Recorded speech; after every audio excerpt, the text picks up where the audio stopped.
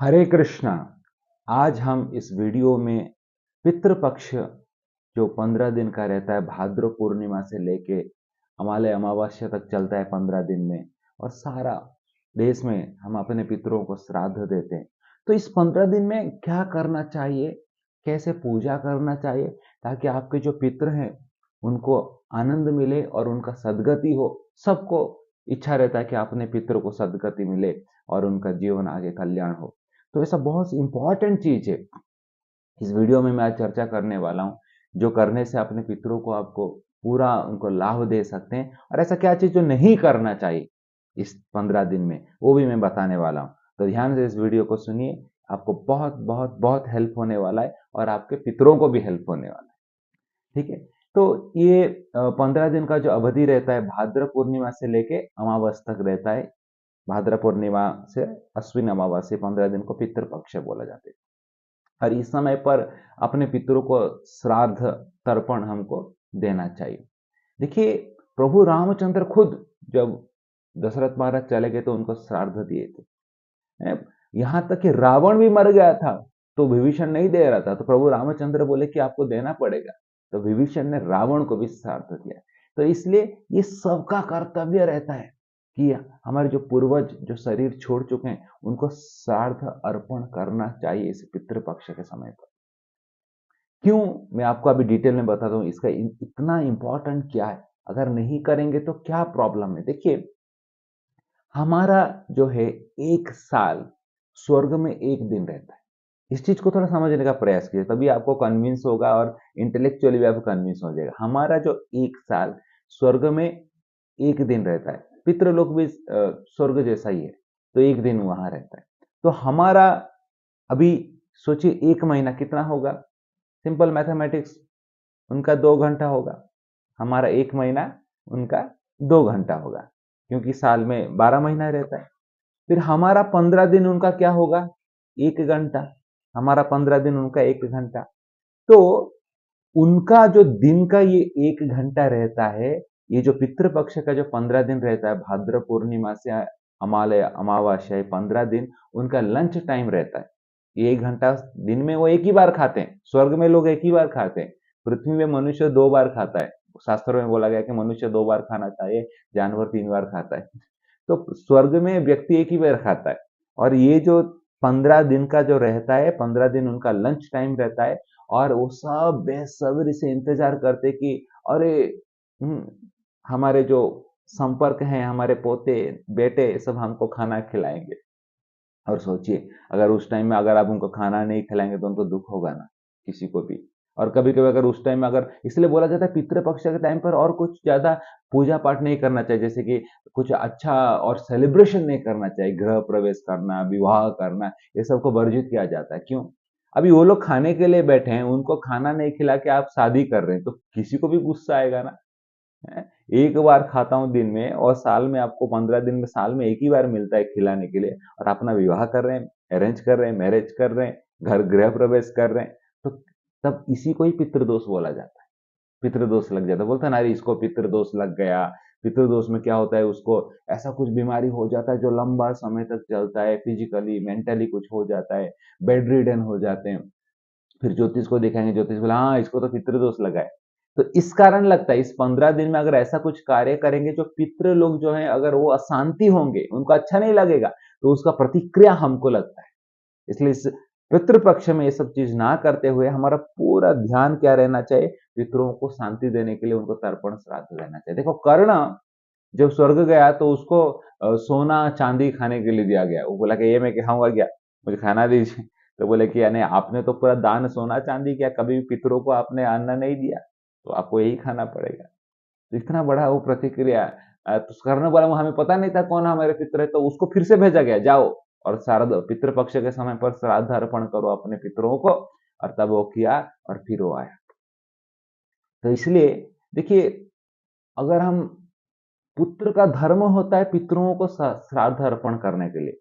क्योंकि पुत्र मतलब, जो पितृ एक नरक रहता है उसको पू नरक बोलते हैं, जहां पर अगर पितृ चले जाते हैं, पुत्र जब श्राद्ध अर्पण करता है तो अपने पूर्वजों को उस पू नामक नरक से उद्धार करता है।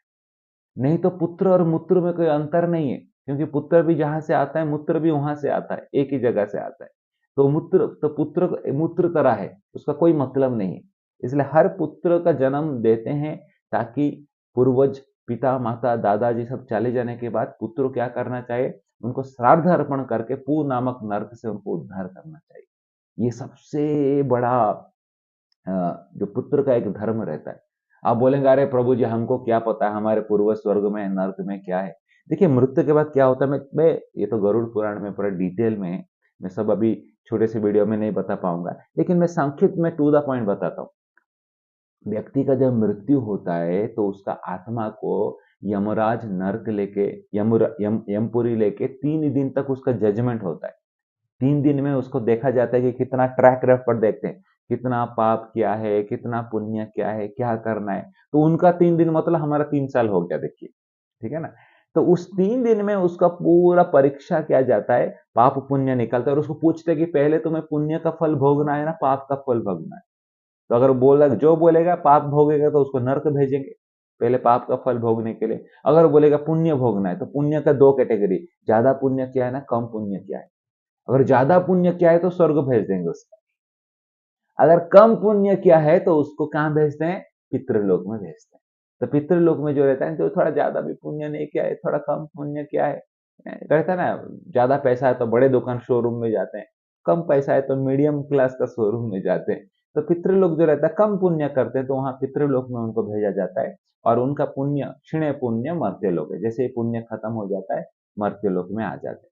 इसीलिए ये पितृलोक में भी 3 प्रकार का स्थान रहता है, पिता दादा परदादा, मतलब 3 पीढ़ी वहां पर रहते हैं। पहले आप पितरों को जैसे आप तर्पण अर्पण करेंगे, श्राद्ध अर्पण करेंगे, जो पितृलोक में रहेंगे, पितृलोक का जो पिता का पोजीशन रहेगा उससे प्रमोट होकर दादाजी के पोजीशन में चले जाएंगे। और आप श्राद्ध अर्पण करेंगे दादा से परदादा के पोजीशन में जाएंगे, और करेंगे तो उनका ऐसे प्रगति होते रहता है। इसलिए इस समय पर श्राद्ध अर्पण करना बहुत जरूरी है। आप बोलेंगे प्रभु जी श्राद्ध श्राद्ध बोल रहे हैं, कैसे अर्पण करना है, क्या करना है, बताइए थोड़ा। देखिए सबसे बड़ा चीज यहाँ पर श्राद्ध कैसे अर्पण किया जाता है, भगवान विष्णु कृष्ण का भोग लगाना होता है, पूजा किया जाता है, और उनका जो महाप्रसाद रहता है उसको वैष्णवों को, ब्राह्मण को, कौवे को क्यों देते हैं, क्योंकि जो पितृलोक के जो देवता है आर्यमा उनका वाहन कौवा है, तो उनको खिलाते हैं, तो उनके माध्यम से पितृलोक में उनको मिलता है। गाय को खिलाते हैं, कुत्ते को खिलाते हैं, एक चींटी को खिलाते हैं। तो ये सब एक माध्यम है जिनके द्वारा प्रसाद वो लोग प्राप्त करके उनको चला जाता है। लेकिन सबसे इंपॉर्टेंट क्या है, किसको खिलाना चाहिए, शास्त्रों में गरुड़ पुराण में लिखा गया कि सबसे श्राद्ध पात्र बेस्ट कौन है। ब्राह्मणानाम सहस्रेभ्यम शास्त्रज्ञ विशिष्यते। हजार हजार ब्राह्मणों में से कोई अगर एक ब्राह्मण जो शास्त्र को पढ़ा है, जो ये है शास्त्र याजी है, शास्त्र याजी, याजी मतलब जो यज्ञ कर पाता है, जो हजार हजार ब्राह्मणों में से सत्र याजी जो यज्ञ कर पाता है, अगर उसको खिलाएंगे तो वो सबसे बेस्ट है। सत्रयाजी सहस्रेभ्य सर्व वेदांत पारग। और ऐसे हजार हजार जो यज्ञ करते हैं उसमें से कोई सर्व वेदांत, कोई वेदांत है, कोई वेदों को पाठ करके वेदांत है, ज्ञानी है, वैसा ब्राह्मण को अगर खिलाते हैं तो सबसे बेस्ट है। सर्व वेदांत वित्कोटि विष्णु भक्त विशिष्यते। ऐसा हजार हजार वेदांत ज्ञान जो रखते हैं उसमें से कोई अगर भगवान विष्णु का भक्त है उसको खिलाएंगे तो सबसे बेस्ट है। कौन है, वैष्णव। वैष्णवानाम सहस्रेभ्य एकांति एको विशिष्यते। हजार हजार वैष्णवों में से एकांति एको विशिष्यते, जो भगवान विष्णु का एकांति भक्त है, शुद्ध भक्त है, एकांति, एकांति का हरेर नाम, बस भगवान का सेवा भाव है, वैसा कोई शुद्ध भक्त को मिल गया उसको खिलाएंगे तो सबसे बेस्ट है। इसलिए सार्वभौम भट्टाचार्य ने हरिदास ठाकुर को खिलाया।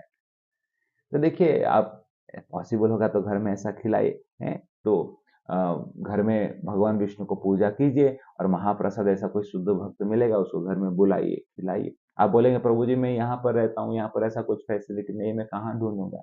तो देखिए बहुत सारा हमारा फैसिलिटी रहता है, हमारे इस्कॉन मंदिर में भी हम एक पितृपक्ष में स्पेशल एक खिलाने का, वैष्णव को खिलाने का एक हम आपके ऑनलाइन पोर्टल हमने ओपन किया है, मैं डिस्क्रिप्शन में लिंक दे रहा हूँ। अगर आपको पॉसिबल नहीं हो रहा है घर में आपको ऐसा कोई शुद्ध भक्त को बुलाने के लिए, तो हमारे इस्कॉन के माध्यम से भी आप खिला सकते हैं। यहाँ पर एक ऑनलाइन लिंक भी है, वहां पर आप क्लिक करके आप कितना प्रसाद अन्नदान करना चाहते हैं तो आपके नाम से भगवान को भोग लगेगा, भगवान के सामने आपके पितरों का नाम हम बोलेंगे और उसके साथ जो महाप्रसाद रहेगा सारे ब्रह्मचारी वैष्णवों को मंदिर में खिलाएंगे। तो एक अपॉर्चुनिटी, अगर पॉसिबल नहीं हो रहा तो ये भी एक ऑनलाइन माध्यम से आप घर बैठे बैठे पितरों को तर्पण दे सकते हैं। तो आशा करता हूँ इस पितृपक्ष के इस वीडियो में आप सबको क्या करना चाहिए, कैसे करना चाहिए, इस सब का जानकारी हुआ रहेगा। और कैसे आपने किया जरूर मुझे बताइए कमेंट बॉक्स पर, ताकि हमें भी पता चलेगा कि ये कितना हेल्पफुल हुआ आप लोग को। हरे कृष्णा।